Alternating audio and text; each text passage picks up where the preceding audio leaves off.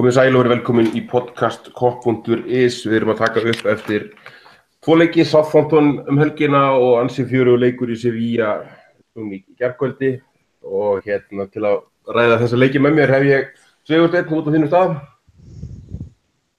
Jú, ég er hér. Heill og sæll. Maggi Þórarins, hinn Maggi, nú verður þetta einfaldara, til að lukka með daginn, út afmælisbarn dagsins og velkomin til leiks aftur. Kærar þakkir, takk fyrir að bjóða mér aftur. Ég hef greinilega ekki gert nógu mikla skandala síðast til þess að vera búið aftur. Þannig að það er gaman að vera gamall á góðum degi. En kona held okkur bara okkur að hafa það með í tilefni dagsins, 23 ára í dag, þannig að þetta verði geðefni. Eins lengi og þið syngið ekki afmælisöngin, þá er þetta bara fínt. Herðu, og þetta er óvenju góðmennt í kvöld. Það eru allir með sterka tengingu í Selfoss sem er náttúrulega lykilatriði. Ég held að þetta sé best manna podcast sem við höfum tekið upp. Bjarki Már Elísson, þú ert mættur í Berlín. Ég er mættur. Takk fyrir að fá mig. Mikill heiður. Já, sömuleiðis, gaman að fá þig. Þú ert alveg með alata íþróttir, þannig við treystum að þú hafi Liverpool alveg á hreinu. Já, kannski ekki jafn mikið á þið, en vonandi eitthvað. Nei, þetta verður gaman að þessu. Við held ég vindum okkur bara í þetta strákar og sko Bjarki, ef við byrjum bara á þessum Sevilla-leik. Ég sá á Twitter í gær Rafael Honigstein, blaðamaður á Guardian, hann sagði að hann lýsti þessum leik sem mjög slæmri leið til að ná í góð úrslit. Er þetta ekki nokkuð sanngjörn útskýring á þessari viðureign? Jó, kannski fyrir leikinn alltaf hefði þetta verið góð úrslit, en ég held að engin pólari sé sáttur með þetta hvernig þetta spilaðist. Þetta er engin heimsendir, en það hefði bara verið svo geggjað að fara pressulausir inn í lokaleikinn og það held að það sem að horfi í og geta gefið mönnum tækifæri þar. En jú, auðvitað 1 stig og eru með þetta í okkar höndum, en nei, mér finnst þetta eiginlega ekki góð úrslit. Nei, það er ekki. Þetta er mjög vond leið til að ná í góð úrslit. Við hefðum tekið allavega, kannski hugmyndina, við hefðum tekið í eiga heimaleik á móti Spartak og Dauðajafntefli til að komast áfram. Já, það hefði, jú, fyrirfram hefði maður alltaf tekið það en þú veist, það hefði bara verið einhvern veginn þægilegra. Við erum í þéttu prógrami, Brighton fyrir leikinu móti Spartak úti og síðan hefur Everton eftir leikinn, þannig að það er ekki gott að geta hvílt menn en þetta er bara svona, við verðum bara að vinna þennan síðasta leik. Og horfði líka á svolítið að það bara í hálfleik og nú er kannski séns á að hvíla í 2 fyrir Chelsea. Þetta er náttúrulega liðið í heiminum sem er erfiðast að treysta á í stöðunni 3-0 yfir. Ég líka hefði viljað sjá kannski einhverja fleiri breytingar á liðinu, en það er svo sem mitt band bara.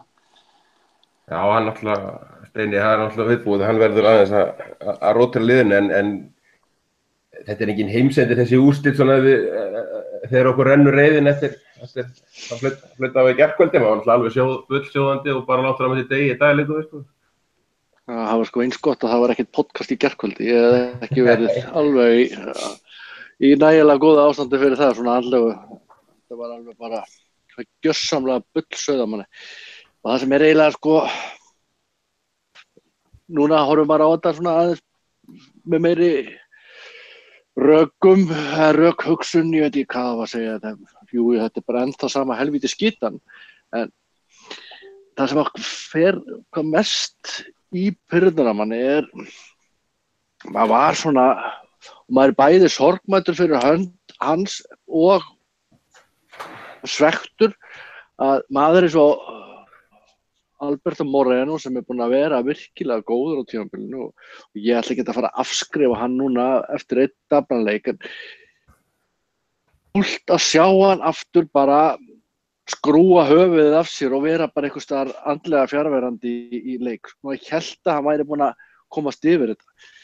Ég velti jafnvel fyrir mig hvort að hann sé bara ennþá samningsbundið Sevilla, því að 2 sem hann hefur spilað móti Sevilla núna eftir að læra þeim, þá hann búinn að vera algjörlega stjarnfræðilega slæmur í hlutum eins og svona fókus og svona, já, einbeiting og fókus. Þannig að það eina helsta svekkelsi það því að hann var búinn að stinga upp í svo marga og bara hans vegna þetta bara ferlegt að sína svona leika því að ég segi bara þetta allt í lagi, leikurinn búinn að vera frábær í fyrri hálfleik, fyrri hálfleikurinn var bara stórkostleg skemmtun og við hefum getað skorað fleiri mörk en við hefum getað fengið 2 mörk á okkur líka en síðan þetta bara svona einstaklings fuck up enn og aftur sem að bara gera það verkum að við hleypum liðum inn í leikinn og þá verða allir taugaveiklaðir. Voilà. Deilirðu þessu Maggi með varandi Moreno, hann alltaf hvað eins og Steini þeir búin að vera líklega okkar stöðugasti og ég myndi bara eiginlega meina besti varnarmaður á þessu tímabili og einn af betri leikmönnum heldur þetta til dæmis opna eitthvað dyr fyrir Moreno og Milner í næstu leikjum eða þetta bara eitthvað one-off sem við þurfum kannski þá að horfa mikið í? Náttúrulega klárlega í mesta lagi næst besti örfætti varnarmaðurinn í liðinu og eftir Klavan sko en hérna já það náttúrulega þurft að vera heimamaðurinn sem að tók enn eitt svona moment á móti sínu gamla liði náttúrulega minningar frá Basel allt í einu bara helltust yfir mig og ég meira þess að píndi sjálf mig aðeins og horfði á pínu bút af því í dag. Þetta var sorglegt hjá Grey kallinu, búinn að vinna marga punta hjá stuðningsmönnum og hérna að lenda í því að eiga svona dag í svona leik í þessari stöðu mitt og þetta kannski ekki hann eitt sem hendi leiknum frá sér en hann gerir náttúrulega augljóslega 2 mjög dýr mistök, hann tapar skallaði á milli stóru mannana en ég kemur hérna, já fyrirgeðu, hvað segir? Hann er svolítið gert eins mér úr því að þetta svo margir svo tilbúnir að sko drullið Moreno, mér finnst engin óðbóðslegur sjokk að hann tapi skallaði í hotni sko, þó þetta hafi verið, ég alls ekki segja þetta verið góðu varnarleikur en þetta er ekkert svona meik og breykið tímabili, það var eiginlega frekar náttúrulega seinna markið og bara tilburður hans sko í svona áður en það var, þetta lá svolítið í loftinu ykkur skandal frá honum sko. Já, þetta var vel gert sko, þetta var náttúrulega skallaði mig hjá 2 stórum mönnum hérna, 1,70 Ben Yedder og 1,71 hann Moreno sko, þannig að hérna en það var kannski ekki það verst, það var náttúrulega þetta með missa boltan og svo brjóta af sér. Það var kannski stóra málið, en aðalmálið var liðið, fannst mér. Við getum tekið Moreno, við getum tekið Henderson sem að náttúrulega hefur verið að slátra hann núna í dag Tökum aðeins Moreno fyrst og kláraðum það, ég vildi að þetta endilega bara á sérstaklega Moreno og Henderson og kannski Klopp líka, tökum bara klárum bara Moreno aðeins. Já. Sko hann alltaf búinn að vera svona uppreist æra í gangi hjá honum sko hérna núna í vetur og búinn að byggja undir sig aðeins hérna meðal stuðningsmanna og fá þetta núna en auðvitað ef ég var í Klopp þá myndi ég ekkert vera eitthvað endilega að henda honum í næsta leik á bekkinn eitthvað svoleiðis, ég myndi bara gefa honum stuðning og fá hann til þess að sína það form sem hann er búinn að vera að sína það sem framan að tímabili og hérna það þýðir ekkert að henda mönnum bara í rusli þó þeir eigi einn og einn dabran leik og á meðan þeir ekki orðnir ómargir í röð þannig að þá þurfa menn bara svona aðeins að halda haus sko þannig að hérna ég myndi segja sko að Moreno í þessum leik hann er bara yfirspenntur kallinn fengið sér kannski smá sangríu hérna í hálfleik eða eitthvað sko en þetta var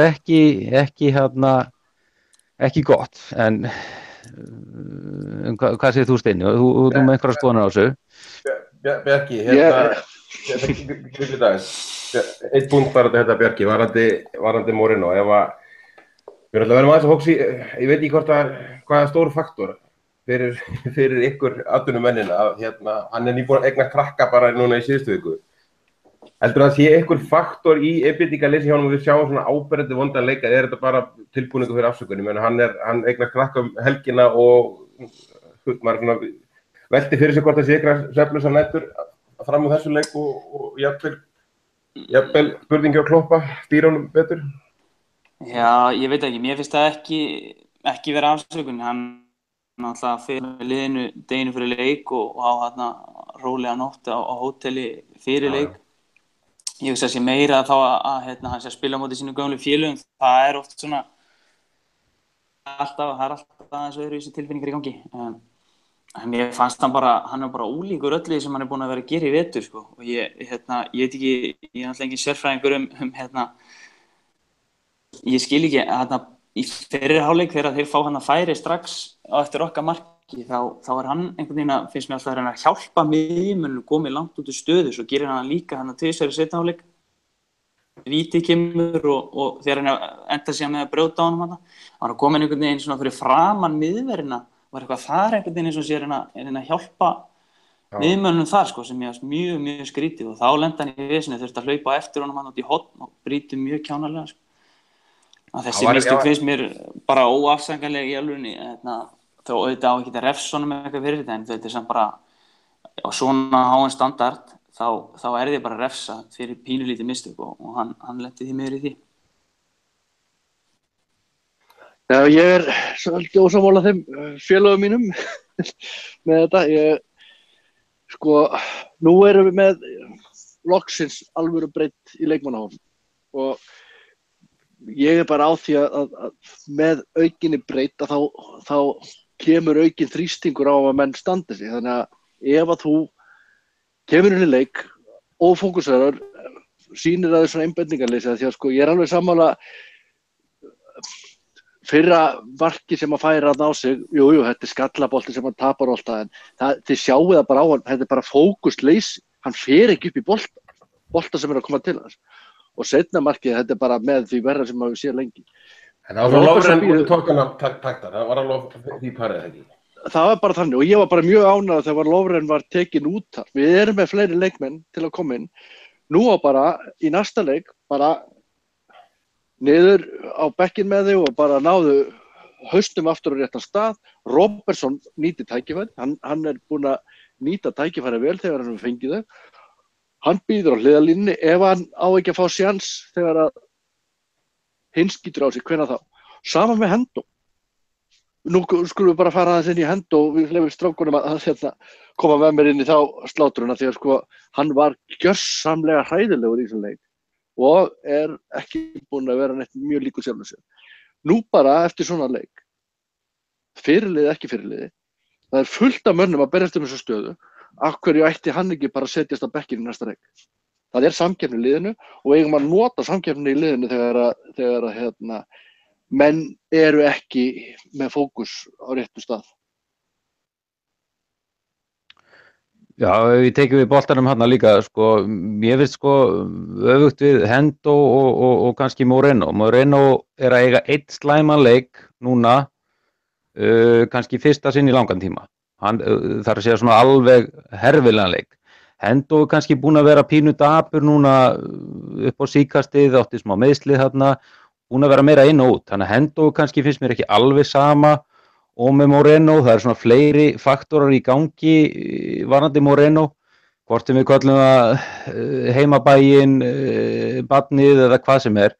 Veist, ég sá þetta skallaðið var þannig, hann kom á góðum spretti, hann jettir hérna og bara fór fyrir framan hann var á sínum stað Moreno, það var eiginlega mér varst erfitt að gera mikið í því þó að mér finnst gaman að grínast með að hann hafi tapað skallaðin fyrir einhverjum sem var 1 sentimetra minni en hann en Hendo, hann er ekki í stuði, ég er alveg sammála því að Hendo er ekki á góðum stað núna í framistöðum og það er þá helst að skoða hans stöðu fyrir Chelsea-leikinn. Ég myndi ekki henda Robertson inn á í næsta leik.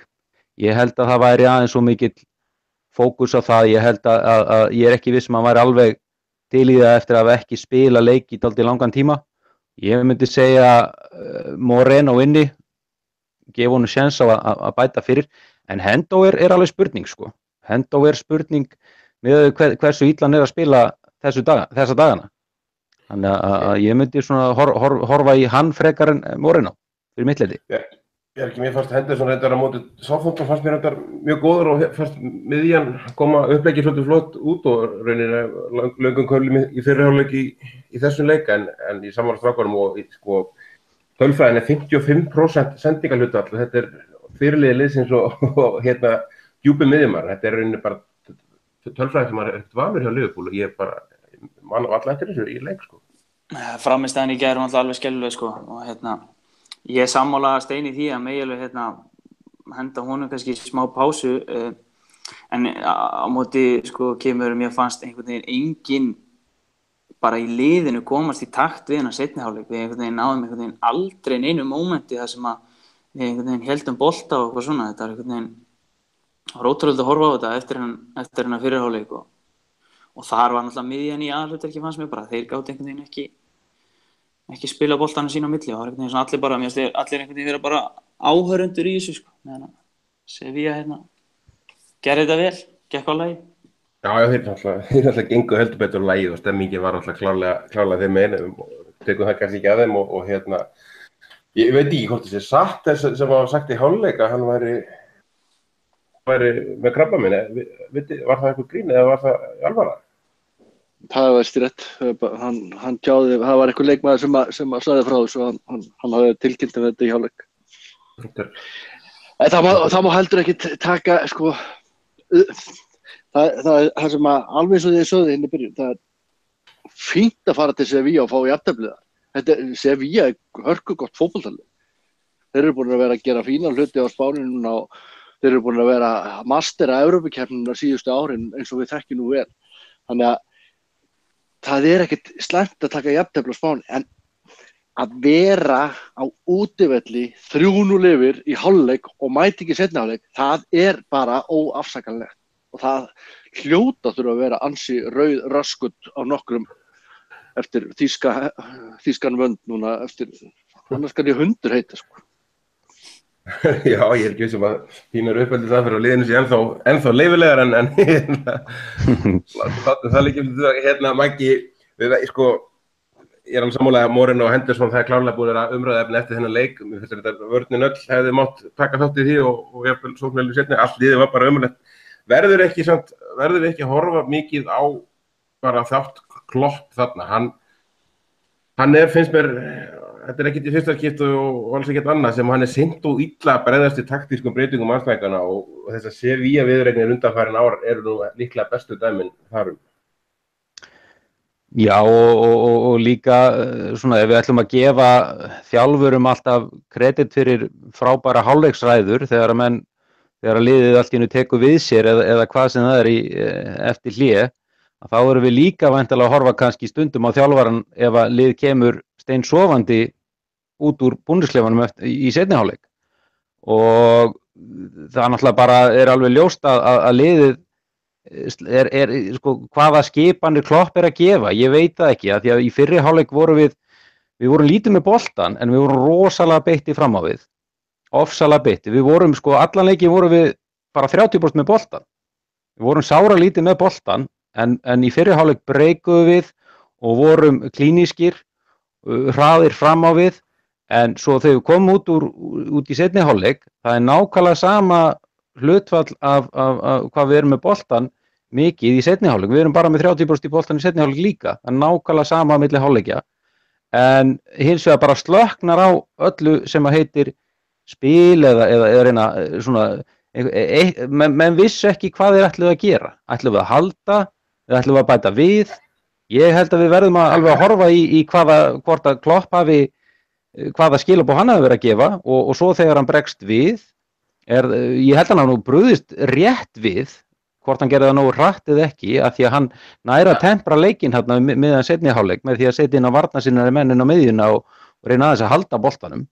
Já, við erum að tala um að hann setur, þeir gera breytingu í hálfleik og það allt annað að sjá liðið, við erum kannski að horfa í að hann gerir breytingar eftir eitthvað 20 mínútur að þeir eru konum með 2 mörk og leikurinn búin að vera fram að því bara eign Sevilla, við vorum í þvílíkum vandræðum, það var ekki bara þessi mörk, þannig að mér finnst 20 pluss mínútur vera ansi hægt brugðist við og sammála því að eftir hann setur Kahn og Milner inn á þá náum við aftur dampi og í rauninni stjórnaði Liverpool leiknum eins og maður hefði haldið að þeir hefðu viljað fara í seinni hálfleikinn, sko. Já, svona miðað við hvað hann er oft þannig sér djarfur þjálfari, þá er hann oft pínu svona íhaldsamur í skiptingum. Hann býður oft aðeins, finnst manni, sko. Það er svona frekar svona undantekning að hann sé að bregðast hratt við eftir leikli. Hann er frekar svona íhaldsamur á það upplegg sem hann lagði með fyrir leikinn og svona hann er ekkert alltaf að gíra sig í eitthvað annað strax þó það sé hægt að virka, sko. Þannig að jú, hann má taka sök á þessu með þeim sem að gerðu feila eða áttu slæman dag. Ég held að hann átti sig alveg á því sjálfur. Svo náttúrulega bara annað mál hvort að við tökum eitthvað frá þessu leik, hvort við mætum bandbrjálar í næsta leik og verðum svona mótiveraðir fyrir þann leik, það væri óskandi, eða hvort við lærum eitthvað af þessu, ég veit það ekki. Við höfum alveg séð þetta trekk í trekk, þetta er ekki fyrsta sinn sem við erum að henda svona leikjum frá okkur sem við erum 2-3 mörkum yfir undir Klopp. Við eigum þetta til að ná að koma okkur í góða stöðu en missa hana frá okkur. Þannig að Klopp má alveg eiga það eins mikið og við elskum hann. Já. Er það ekki hægt að taka svolítið Bjarki líka? Við vorum skoða til dæmis bara þessi Sevilla-leiki. Það er svolítið mögnu tölfræði að við séum 6-1 yfir í hálfleiki í þessu 3 leikjum og við töpum seinni hálfleik 7-0. Ég held að það sé bara Liverpool sem ég fært þetta. Já, það náttúrulega lítur ekki vel út þegar maður skoðar þannig. Ég held að hljóti að vera uppleikið hafi verið náttúrulega bara að liggja hans tilbaka í seinni hálfleik. Það hlýtur bara að hafa verið uppleikið og ætla síðan að refsa en þá með skyndisóknum og nýta hraðan í Sala og Mane, en það var einhvern veginn bara, við náðum einhvern veginn aldrei boltanum bara í stöðu til þess að gera það. Við náðum aldrei einhvern veginn Sala og Mane einhvern veginn, og ég spyr mig hvort að liðið hafi verið hreinlega bara hvort þeir hafi verið orðnir þreyttir, þetta var nána sama byrjunarlið og spila á Southampton og náttúrulega spila þessa pressu bæði í leiknum móti Southampton og svo þarna fyrir hálfleikinn að þetta ekki bara tekið mikið úr mönnum að því að mér finnst þetta verið einhvern veginn svona vindlaust, en þú veist, ég er svo sem ekki alveg sammála hann hefði þurft að bregðast eitthvað. Ég meina, hann gæti ekki vita það að Mourinho myndi gefa víti hann var búinn að gera ein mistök í leiknum og þú veist, jú, eftir þessa breytingu þá róaðist þetta aðeins, en mér finnst þetta samt heldur ekki ná einhverjum betri tökum á þessu en ég veit ekki, það er erfitt að auðvitað að vera vitur eftir á hann. Ég held að uppleikið hafi átt að vera þannig í seinni hálfleik. Alltaf það sem ég er að meina með því, maður var aðeins fann að kalla á það allavega við sófa-sérfræðingarnir að heima hjá mér að 1-0 og við vorum þvílíkt undir fannst mann í byrjun leiks og með þá til dæmis Can og Milner á bekknum að bæta einum á miðjuna og ná aftur jafna þar. Við fannst við bara ekki eiga neitt í henni, sko. Eins og rauninni frammistaða Banega sýnir þeirra sko sóknar sinna miðjumæður, við bara komum allan álátunum í allan leikinn, sko. Já, akkurat, þetta var, já, ég veit ekki, ég er sammálað því, mér finnst líka fróðlegt að vita hvað hann ætlar að gera núna, ætlar hann að starta sömu á laugardaginn, þetta verður, þú veist, þá verður þeir að spila 3. leikinn á 7 dögum, sko. Þannig að hann alltaf bæði hefur hóp og verður eitthvað aðeins, eða ekki að hrista upp í þessu. Hvað segir þú, Steini? Ég held að Hvað segir þú, Steini? Þótt Klopp í þessum leik? Ég held að hans þáttur sé nú minnstur í þessari skítu, sko, en að sjálfsögðu setur maður alltaf spurningamerki við hvort að menn hefði ekki getað brugðist öðruvísi við þegar að menn eru svona að missa tökin á þessu og eins og segir bara, ég er alveg sammála því, ég hefði viljað sjá aukinn þunga inn á miðjuna þegar við vorum bara ekki að eiga breyk og ekki að eiga bolta inn á miðjunni og pílurnar okkar á köntunum voru ekki að fá svæðin sín eða boltan nálægt sér, þannig að sjálfsögðu svona, en alveg eins og Bjarki segir, þetta eru rosalega eftir á vísindi alltaf þegar við erum að ræða svona, en svona bara almennt séð að þá held ég að það sé bara einhver ósköfu regla bara hann inn í búningsklefa Anfield að þú skiptir helst ekki fyrir á 60.50 mínútu. Ég meina þetta ekkert bara bundið við Klopp. Rafa var svona og þetta fór alveg fella í taugarnar á manni og Hullier var svona og Dalglish var svona. Ég ætla ekki að minnast á þarna hinn aulan sem kom þarna nokkra mánuði. En þetta virðist bara að vera óskrifuð regla. Það er algjör undantekning ef það er skipt eitthvað fyrr en á 60.50. Þannig að já, ég hefði viljað sjá fleiri fleiri inn á miðuna fyrr og Ég bara líka að tala að bregðast við þegar þeir skipta í hálfleik sko, breyta leikjörnum og það breytist allur leikur sem við á þeir, eins og Maggi segir, við erum með 30 ef við sumu possession, það er allt annað að sjá, þetta er allt annað leikur í seinni hálfleik, allt annað lið það segir ég. Það er bara allt annað lið hjá Liverpool líka. Það er bara stóra mál. Það sem ég myndi helst vilja gagnrýna hvort að hann hafi virkilega bara farið með vögguvísu þannig í hálfleik. Hvort hann hafi bara svæft menn. Er þetta eitthvað vannmatt? 3-0 leikur þetta haldið sem komið. Hann fyrir mín og skorar og ekki eins og horfið í markið og það þetta var töff á honum. Já, ég held að það spili rullu þannig bara í hausnum á leikmönnum. Ég held þetta sé svona svipur rulla og ég veit ekki hvar þið voruð en ég var eitthvað tíma staddur þarna í Tyrklandi. Þá var svona svipaði hlutir í gangi á ennþá stærra leveli en þetta, ég held að þetta hljóti að spila faktor. En Bjarki er náttúrulega næsta sem maður hefur komist svona alvöru keppni er bumbubolt á föstudögum en ég held að Bjarki geti gefið betri innsýn í hvernig hausinn á mönnum Hvernig er toppsæði í þýsku deildinni, Bjarki, að taka? Þeir eru búin að vinna í fyrri hálfleik svona að öllu eðlilegu. Þjóðverðin ekki að taka á það. Nei, það er bara keyrt áfram.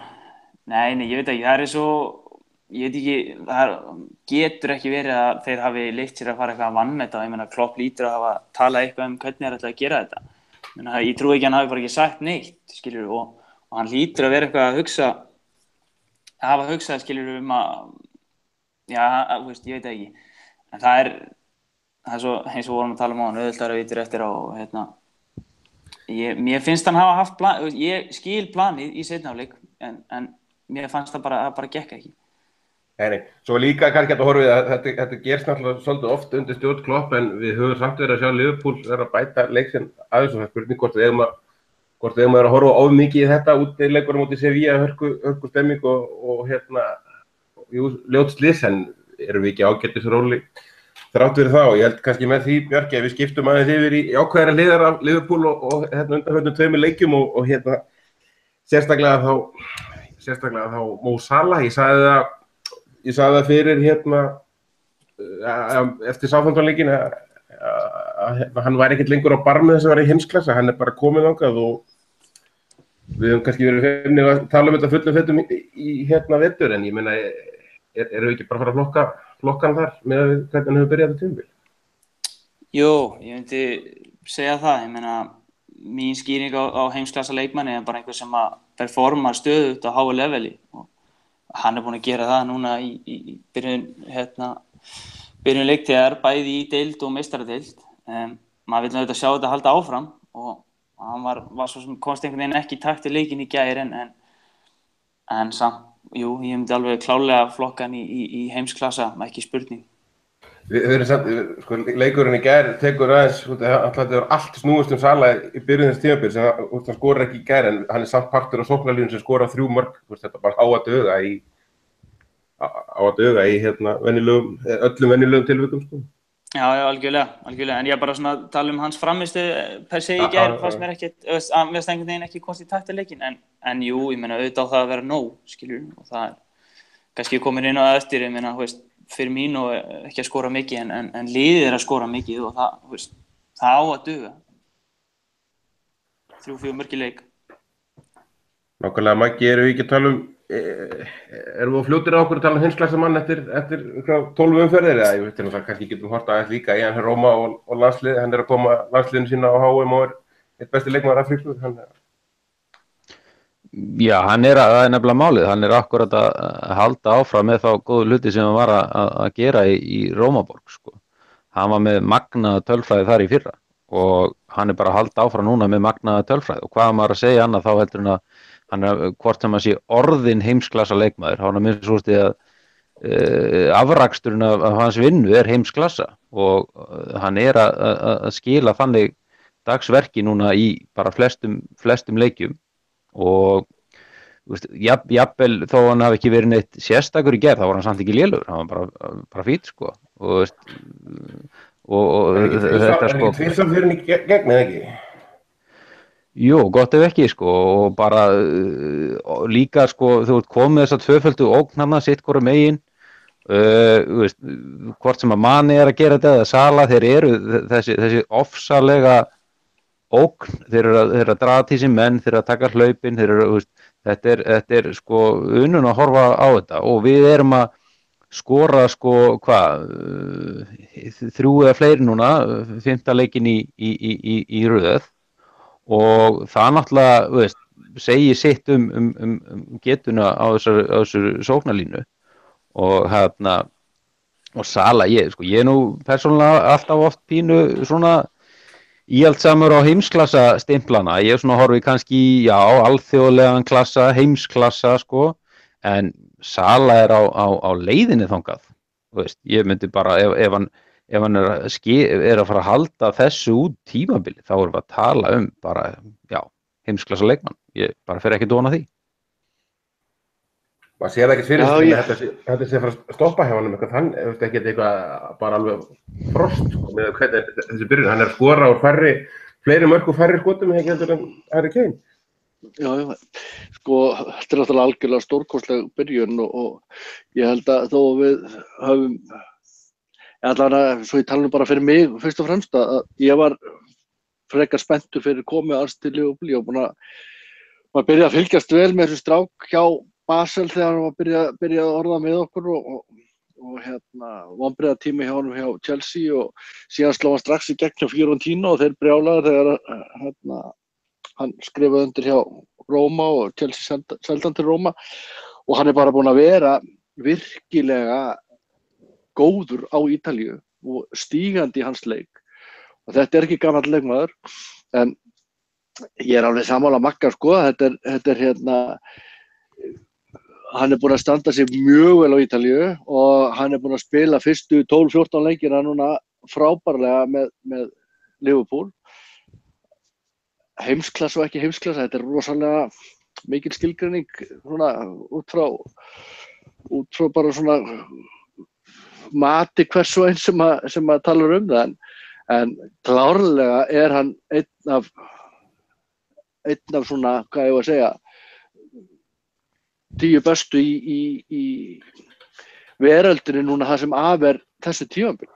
Ég við ekki að ég setti þetta inn sko þegar hann var nýbúinn að klína öðru markinu inn á móti Southampton. Það voru þessi markinu. Sko eins og ég segir, hann örugglega topp 10 yfir þá sem hverjir hafa spilað best á tímabilinu í heiminum. Það sem af þessu tímabili.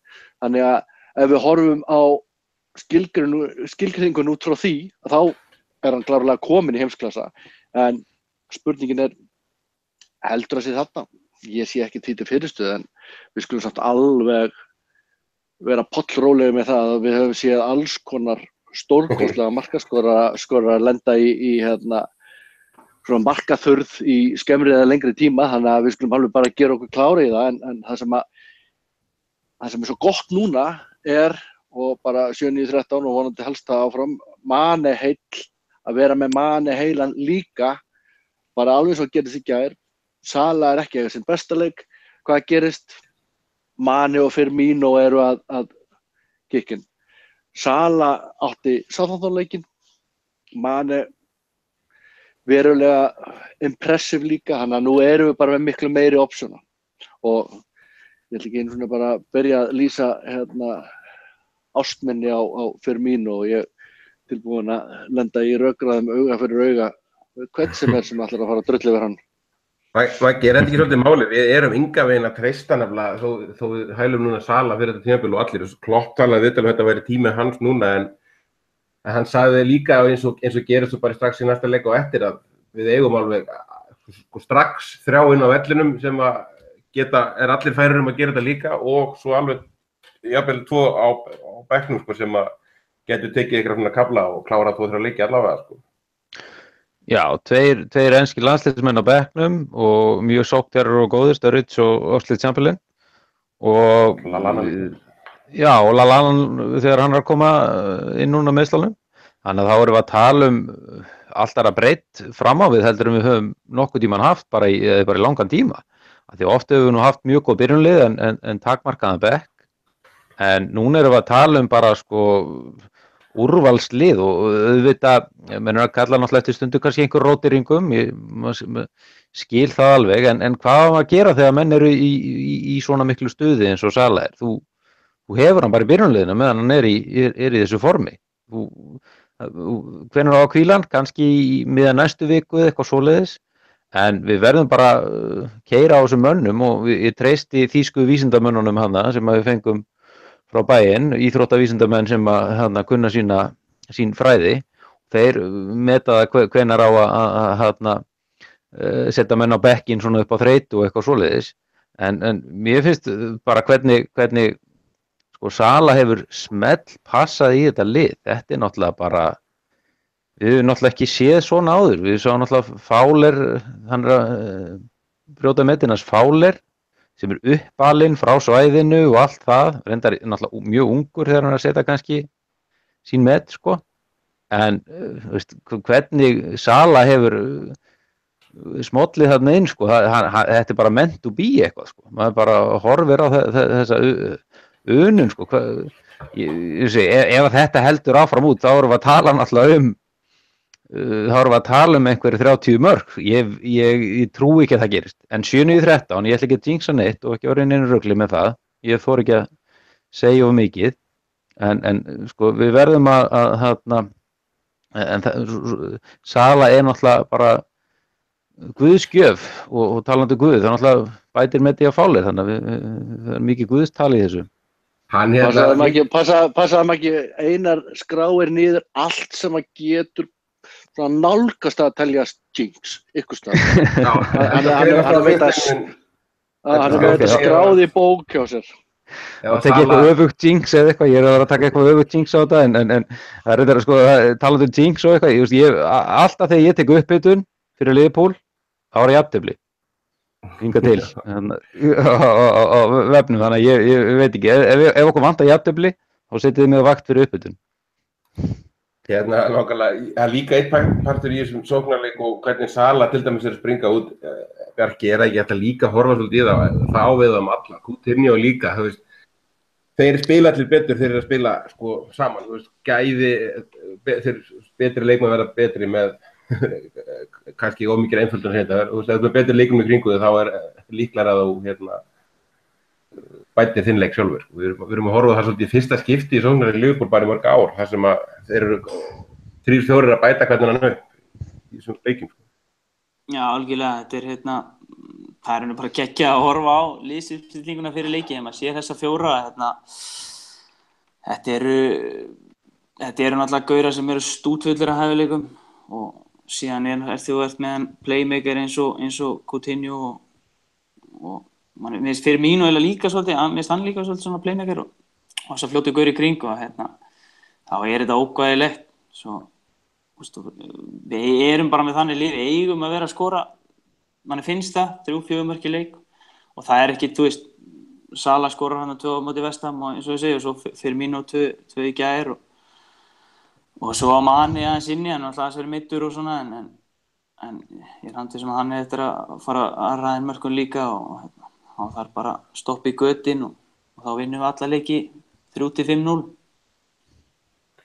Nákvæmlega, ég var nú líka sko, viðurkenna það fyrir þennan þátt, þá væri nú búin og ég hálfleik var bara að plana alveg að sko taka aðeins vörnina fyrir og rósa í rauninni, en við getum hort líka aðeins í það í deildinni allavega undanfarið að þetta er allt annað að sjá varnarleik liðsins, sko, við erum að halda áfram að skora mörk, eftir 12 umferðir í fyrra vorum við búin að skora 30 mörk, við erum búin að skora 24 núna, þannig að það er kannski ekki alveg að marka, ef við skoðum sömu viðureign þá vorum við búin að skora eitthvað 16 mörk í þessum leikjum, það sýnir kannski hvað deildin eða tímabilið erfið byrjun hjá okkur þessu tímabilið, sko.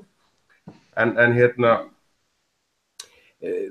vörnin undanfarna 3-4 leiki hefur alveg verið að standa sig, sérstaklega eftir Tottenham-leik og maður svona velti fyrir sig hvort að það sé ekki eitthvað sem við væntum að verði normið hjá okkur frekar heldur en þetta Sevilla-lið.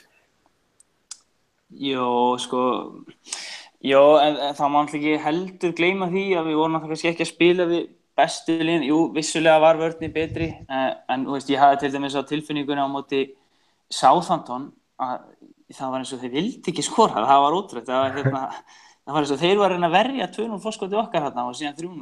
En þú veist, þetta alveg punktur, við erum líka horfið það í leikjaprógramminu framöndan, þegar Chelsea og Arsenal inni þessum, þar fyrir utan erum við ekkert að fara að spila við lið í líkingu við Sevilla útivelli heldur, sko, þannig að maður svona, ég sé eitthvað smá vona glætið þarna, sko. Það alveg klálega bætingar ná, maður sér það og maður sér náttúrulega bara þeir virka bara búin að virka solid í þessum deildarleikjum, sko. Síðan, eins og þú segir, í hálfleik var maður alveg tilbúin maður hafði þess að punkta hjá sig, þá var maður tilbúin að fara að tala um það, bara hvað þetta væri orðið rock solid. En síðan bara, hreinur þetta í seinni. Það var ekki síst þetta sem ég var hvað mest pirraður yfir í seinni hálfleikunum í gær, hvað þeir rústuðu hjá mér allir í dagskrá sem ég var svona að punkta hjá helgina að þessum helvítis þetta. Mæki, þetta skrifast að stóru hluti á þig, það verður bara viðurkennast. Þú komst með látum inn í þinn fyrsta þátt í síðasta podcasti og bentir á það að Clean Sheet Klavan, hann væri besti varnarmann Liverpool. Ég var það sannreyna þetta, þú veist, það bara var ekkert annað hægt og viti menn, þetta alveg sagt hjá þér. Þegar hann er að spila deildarleiki þá Liverpool í meistaradeildarformi. Þetta eru 26 leikir og við erum bara með 2,2 stiga meðaltal í þessum leikjum og bara rauninni, ég held að þessi tölfræði sem að enginn hafi rauninni búist við og ég sem var ekki réttar að sannreyna þetta líka, sko, en svo tekum við á því að þegar þú varst að tala um þetta, þá var hann búinn að fá 1 clean sheet í deildinni. Já, kannski clean sheet kannski orðum við ekki þá, Já, fyrir ekki á hann, sko.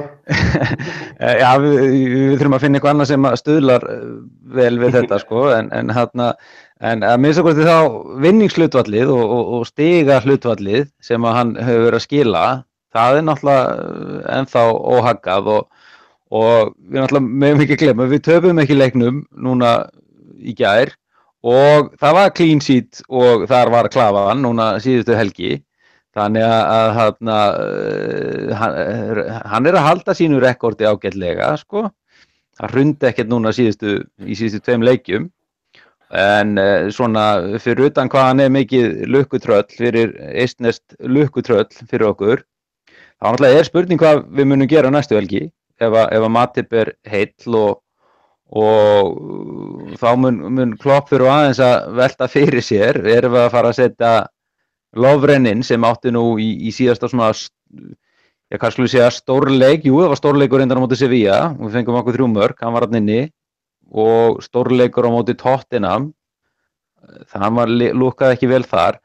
Hvern mun að velja ef að Matip heill, sem ég held að sé hafsend númer 1 á blað, hvern mun að velja inn? Ég bara ætla að kasta því til Steina því að ég náttúrulega hlutdrægur, ég og orðin svo mikill Klavan maður, sko. Þannig ég kasta þessu til Steina til að svara. Steini, þetta ekkert allslæmt hjá okkur, hann ekkert allslæmt hjá okkur varnarleikurinn. Liverpool þú veist, það ná áhugaverða tölfræði í þessum leikjum eins og hann tala um að það ekki vilja sækja og það má segja það líka Huddersfield og Maribor alla, þú veist, það líka að snúa sér við og Liverpool bara ekkert að hleypa þessum liðið fram. Þetta eru 2 skoti í einhverjum 4 leikjum fyrir þennan Sevilla-leik sem bara vörðin að fá áhrif yfir höfuð, sem þetta reyna leiðin til að láta markmann ekki fá sér mark. Já, ég held að þessi Southampton-leikur bara það gerði þið bara með því að hleypa þeim ekkert að varnarlínunum okkar að þá leit þetta bara mjög vel út. Ég alveg bara drullu nervus með þá félaga Knoll og Tottenham í vörðinni. Ég bara alveg eins og þetta var spurning hvort viltu láta skera það með hnífi eða skærum. Ég held að ég yrði að velja sko í 3. markinu í gær, þar fannst mér þar fannst mér Ragnar Klavan líta mjög illa út. Hann að skalla boltan í rauninni bara framlengjan inn í tegin. Mér finnst hann að vera bara tifandi tífasprengja, þessi gaur. Ég býst við ykkur bara skelfilegu frá honum bara á einhvern tímann, en það náttúrulega kannski bara tilfinningin. Og bara sorry. En er ekki Lofren líka dálítil tímasprengja oftast? Dálítil? Mér finnst það nú Halda til haga, það er enginn að segja við þurfum ekki að bæta við gæðum í þessa vörn, en þetta er kannski, það sem punkturinn mér, þetta er kannski ekki alveg jafn, sérstaklega núna undanfarna vikur, ekki alveg jafn afleitt eins og við höfum verið að tala í mestallan vetur út af því að við náttúrulega vorum mjög stressaðir undan mót á vörnina var það.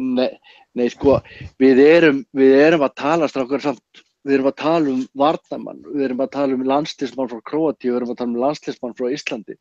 Þetta er ekkert einhverjir byrjendur í boltanum, við erum ekki að segja það, við erum að tala hvort að menn séu með mentalityið og gæðin til að spila þarna á móti þessum stærstu og bestu og mestu. Og þar hef ég áhyggjur af því að við erum að fara að mæta Chelsea. Og við erum að fara að mæta gaur sem heitir Morata. Af því er ég áhyggjur fullu fyrir þennan leik. Ég treysti þessum strákum alveg til að halda hreinu á móti liðið eins og Southampton og Brighton jafnvel og fleirum. En þegar það kemur að stóru og miklu gæðanum, þá er ég skítrættur og bara það er eiginlega sama hvort það er.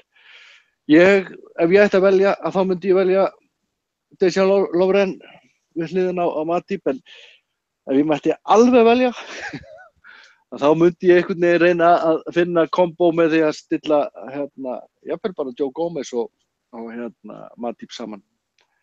Ég var svolítið hissa hvernig hann er búinn að vera að nota Arnold og Gómez núna til skiptis. Hann vill ekki nota það saman, er það ekki alveg nokkuð ljóst. Ég get alveg trúið eftir áramót að Gómez var að komin, þegar Klein kemur tilbaka, Klein er ekkert að leiðin tilbaka, það er annar mál. Ég hugsa að það hljóta að vera stór faktor í þess að hann treysti hann ekki alveg báðum inn í einu. Nei, Gómez var nú líka stekkur í gerð, alveg hatt að því til hafa. Já, ég held bara að Gómez sé ekkert bakvörð. Það held ég að sé bara alveg morgunljóst. Þetta er stór og sterkur miðvörður og ég bara þegar ég fer sem hann svona kemst í sína alvöru stöðu að því betra, en ég er alveg saman á því, ég held þetta sé koma snemma fyrir hann þessi stórleikurinn. Ég myndi allavega pikka Lovren fyrr inn heldur en Ragnar Klavan. Sít Klavan. Eitthvað við þetta bæta Bjarki varnarleikinn hjá Liverpool og þessa þrjá höfðingja í viðverðinum? Nei, svo sem ekki miklu. Ég er svo sammála að steina í því, maður er alltaf einhvern veginn skítrættur þetta sko. Það er einhvern veginn eiginlega alveg sama á móti hverjum að spila. Það er einhvern veginn koma alltaf einhver mistök sem að öllum mistökum okkar er einhvern veginn refsað með marki. En ég myndi vilja sjá, Gómez koma aðeins meira inn í miðurinn. Ég held að það hlýtur að hafa verið planið fyrir sísoni, hann átti að vera fjórði kostur, fyrst það var ekki fenginn neitt annað. Ég meina, ef einn af þeim myndi slíta krossband í dag, þá hlýtur það að vera pælingin, sem er samt líka svolítið heimskulda að við höfum farið með þessa litlu breidd inn í tímabili. Þetta er alltaf svolítið skrítið. Hvað heldurðu, hefur eitthvað trú á til dæmis eftir að við sáum hennar Southampton-leik? Þetta Southampton-liði er í verri málum heldur en maður átt að sjá. Þeir eru, þannig sé deildin er kannski ekki beint í fallseti, en ég meina þeir eru, auðvitað eru 14. seti, 4 stigum fyrir ofan fallseti, en þeir eiga næst City, Arsenal, Chelsea, Spurs og Man United fram að nýjári. Þannig að þeir getur bara verið að fara í hörku fallbaráttu fyrir þennan janúarglugga. Já, mér fannst þeir lúkka skelfilega í þessum leik. Á móti kemur við náttúrulega gerðum ógeðslega vel framalega á vellinum og unnum boltan þarna. Það var eiginlega bara ótrúlegt að sjá hvað við vorum snöggir að vinna hann. Maður finnst þetta til með leikmönnum hérna sem er að fá boltan inn á sínum eigin vallarhelmingi á móti Liverpool. Þú hefur svona cirka 0,1 sekúndu til að hugsa hvað það þarf að gera. Og þarf eiginlega að koma honum bara strax í burtu sko. En þeir verða í bullandi veseni og ég skil ekki alveg af hverju þeir fóru ekki í þessum leik, í 2-0, af hverju setti ekki aðeins meira sóknarþunga, henta aðeins fleiri mönnum fram. Mér finnst einhvern veginn það var það sem ég var að tala um á hann, sko, mér veist, þeir einhvern veginn vera bara, héldu sig inni í sama planinu sem var einhvern veginn að ná í stig, en þeir voru ekki með í hendi, þannig að það er mjög sérstætt skipulega. Maður var ótrúlega rólegur í stöðunni 2-0 og 3-0 með Liverpool-leik sem var alltaf dós og í þessum Sevilla-leik. Þetta var einmitt á mótið Southampton, þegar ógnin var ekki neini, það er alltaf bara það sem Liverpool var að bjóða upp á. En hvernig fannst þér hann standa sig á Van Dijk? Þetta var alltaf breytið nokkru áhuga okkar á þessum leikum? Nei, hann alltaf tók hérna svaðalega Kloppa líka á Lovren, sem að skemmti ekki fyrir og sótti... Lovren reyndar að drepa hann? Já, alltaf hann að meiða hann svo hann ekki keyptur, hann myndi halda stuðinni. Nei, jú, hann alltaf lúkaði ekkert sérstaklega í öðru markinu, tóku það fyrir hans fyrir í messunni, ég veit hvort ég sá hann á, og hann gans komin út í stöðu. En þetta gæi sem ég myndi vilja sjá í rauðu treyjunni.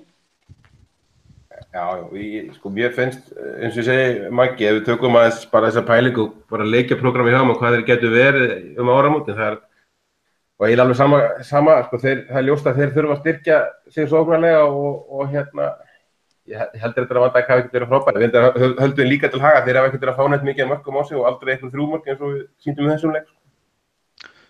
Nei, nákvæmlega, þeir eru búin að fá sér færri mörk en við, þrátt fyrir að hafa tapað fyrir okkur 3-0 síðustu helgi. Það er kannski ekki afrek. Kannski ekki, en þó við tökum einhvern mælikvarða, en hafsendinn Pellegrino náttúrulega hefur sett það mark sitt á Southampton liðið, hann vill fá ekki á sig mörk, en þetta er náttúrulega full argentínsk nálgun hjá honum, þeir eru ekki að skora, þeir eru komið 9 mörk í 12 leikjum, það er náttúrulega bara hörmulegt og Southampton hafa náttúrulega verið gott lið síðustu ár og á köflum bara með þess að skemmtilegt og verið að skora dálítið af mörkum, en núna eru þeir einhvern veginn í nýri stöðu, Pellegrino ekki verið áður í þessari deild þó hann hafi spilað með okkur í smá og verið aðstofamaður hjá Rafa, aldrei verið þjálfari í þessari deild. Þeir eru dálítið í vondum málum, en ég veit ekki alveg hvað það gerir fyrir markaðinn varðandi Van Dijk áramótin, ef að menn að gæla við það, sko, að ef að þeir eru í miklu vandræðum, eru þeir þá síður að fara að selja Van Dijk, sko, sinn besta hafsend, sem hann alltaf var í draumur að fá hann, jafnvel þó að Kláa myndi missa sitt sæti, ég verð bara jafnvel að sætta mig það. En að fá Van Dijk til okkar, það er eitthvað sem þá erum við farin að tala síðasta púslið, það er nú oft verið talað síðasta púslið hjá Liverpool, að fá Van Dijk inn er svo ofsalega flottur draumur að ég bara getur við ekki sett Sturridge upp í hann? Nákvæmlega. Já, og þá, einmitt, við getum sett Sturridge og Danny Ings og bara eitthvað upp í þetta, bara setjum nógu mikið sætt á spýtuna, þannig að þeir bíti, sko. Ég vona bara að þeir reynir svona einhvern veginn að fatta að þetta var náttúrulega mistök hjá þeim og full mikið stolt síðasta sumar að vilja ekki selja okkur. Voðalega er þið leiðilega við Sturridge og Ings. Mér finnst þetta fínir strákar og ég vil þeim ekki svo illt að henda þeim hérna niður í Southampton, sko. Bara kass. Það er fínt að við búum að Suðurströndinni í Englandi, ég hef prófað þetta. Gott veður. Já, þetta er fínt. Bara kass á helvítis borðið og bara málið dautt. Þeir hljóta geta eitt í einhverja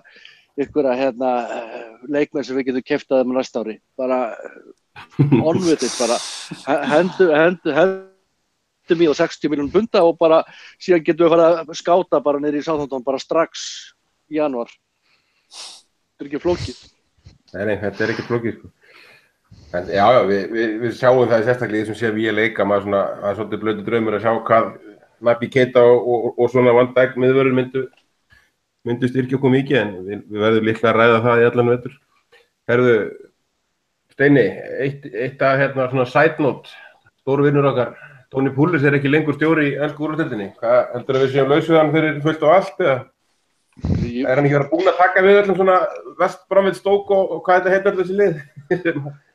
Mér finnst að þetta podcast ætti að vera svona bara myndir af okkur, bara því þá myndum við sjá þessi grátbólgnu augu sem ég er með núna eftir að hann var rekinn, sko. Ég er alveg bara, ég er ekki ennþá búinn að jafna mig. Ég sá einhvers staðar, hvar voru menn að taka þetta, var ekki Daniel að taka þetta saman fyrir okkur daginn varðandi þessi stóru bónustig helstu kanóna. Ég held að sé, hvað er ekki, West Ham og hver sem er búinn að vera með á flesta af þessum Allardyce, Pulis, Warnock. Veistu hvað er orðað við það núna? Eftir á blaði. Ég sagði fyrir þátt. Alan Pardew. Það var bara hann eða Warnock að konti greina held ég, sko. You can't make this shit up, sko. Æ, þetta er alveg, auðvitað, ég meina, eins og ykkur sagði núna, bara leið og árangurinn fór hjá Tony Pulis með West Brom, þá fengu við aðdáendur nóg. Þeir sætta sig við þennan ömurlega fótbolta svo lengi sem að það er eitthvað smá árangur og þeir vinna fótboltaleiki. Leið og það fer, þá er ekkert eftir, þá ertu bara farin, kallinn minn. En er þetta ekki enn eitt liðið sem að loksins að fara að kaupa einhverja leikmenn sem geta eitthvað að svona aðeins bæta við gæðin, þá hættar liðin að virka? Ég held að hann ætti bara aldrei að fá pening í hendurnar. Hann er langbestur í einhvern svona brunarústum að reyna að byggja einhvern kastala bara úr grunninum bara, og hann er bara með brunarspýtur í kringum sig. Það reyndar að finna við að líklega væri þeir að fara að ráða Tony Pulis núna ef hann væri ekki stjórið þeirra nú þegar. Ég hugsa að ég myndi andast úr hlátri ef að Everton myndi nú bara taka Tony Pulis. Þá þyrfti ég bara að fá svona grímu, öndunagrímu og bara vesen. Þá kemur jólinn snemma fyrir Steinar, sko. Ég veit það ekki, er það jól að fara upp á gjörgæslu bara því að maður getur ekki andað fyrir hlátri? Höldum áfram, endum þetta á Chelsea leiknum Bjarki þar helgina. Þeir eru að spila, það voru að spila í dag í einhvers staðar í Fjarskanistan á móti Quarterback eða hvað er þetta nú Afganistan. Ég menn þeir eru að spila miðvikudegi og eiga svo ferðalega eftir heim og þeir eru að leika á Anfield á laugardaginn. Frá Afganistan? Nei, Fjarskanistan heldur að verði þráin. Azerbaijan, vá maður, þetta það sem Borat kemur. Herðu, Bjarki, heldur ég meina þetta vinnum okkur. Öll smáatriði skipta máli þessu stórleikjum og við hljótum að horfa þessi þetta. Jú, en þeir áttu nú nokkuð þægilega leik, sýnist mér úrslitunum. Þeir unnu 4-0. Morata kemur inn á eftir 65 mínútur, hann ætti að vera feskur, en ég er svolítið spenntur að sjá bara hvernig uppstillingi verður hjá okkur og svona. Nú erum við náttúrulega að spila líka 3. leikinn á 7 dögum og með ferðalagi til Spánar og inn í því. Jú, þetta skiptir máli heill sólarhringur, en það verður, ég er spenntur að sjá uppstillingun og hvort að hann gerir einhverja breytingar, hann verður eiginlega að gera það. Bara hann ætlar að spila þessa pressu sem hann gerir. Hvað sérðu þar fyrir þér? Ég veit ekki, ég myndi alveg vilja sjá Oxlade-Chamberlain byrja til dæmis eitt leik. Sturridge kannski, ég meina, reyndar hann alltaf byrja hann alveg pottitt með fyrir mínu og síðan alltaf kannski Tjanin á miðuna fyrir Henderson, Robertson fyrir Moreno, eitthvað svona bara.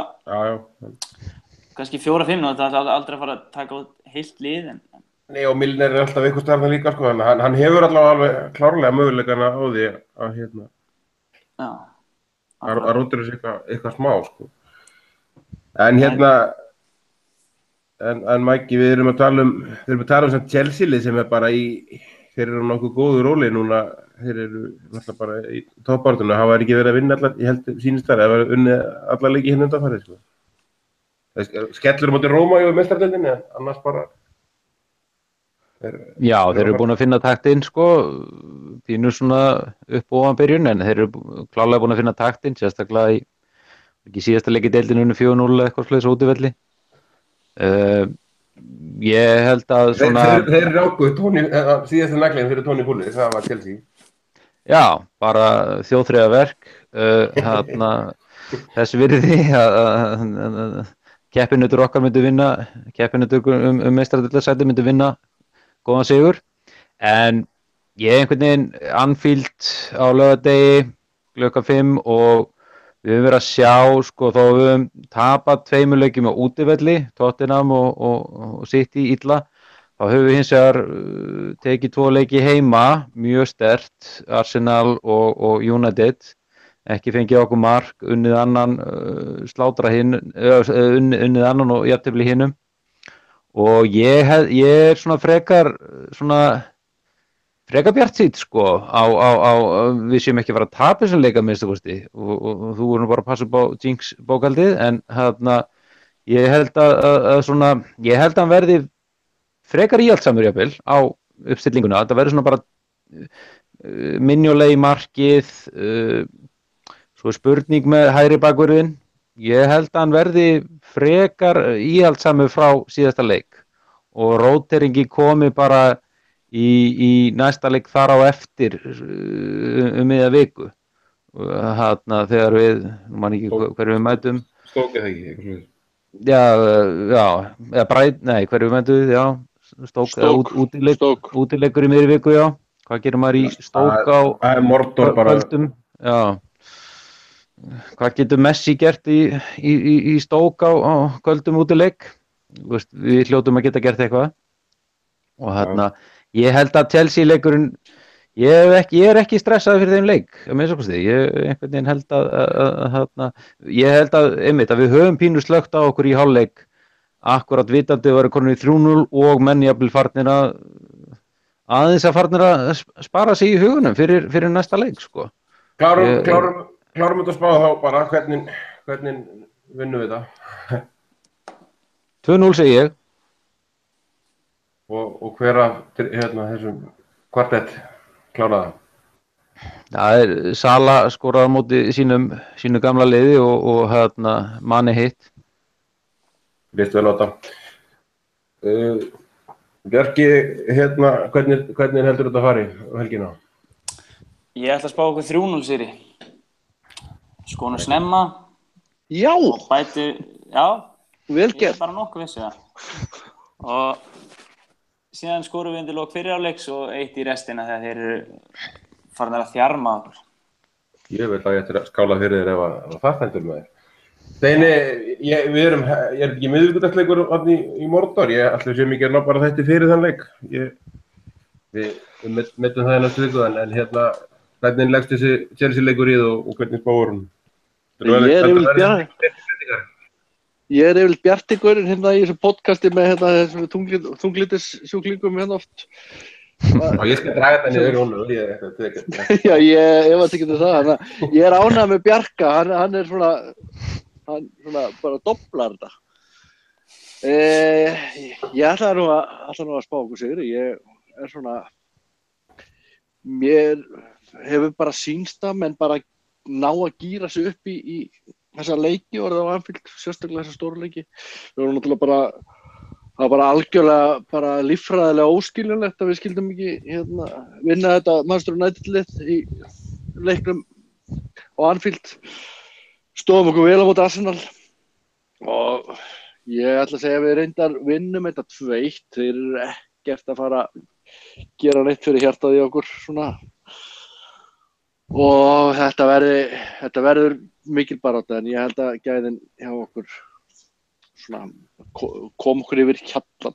En sko þessi leikur hann er ótrúlega stór. Það er bara þessi gamla, góða, leiðilega klísja við að þetta sé mikilvægasti leikur tímabilsins og allt það sem kemur 34 sinnum á ári. En þessi er alveg rosalega stór.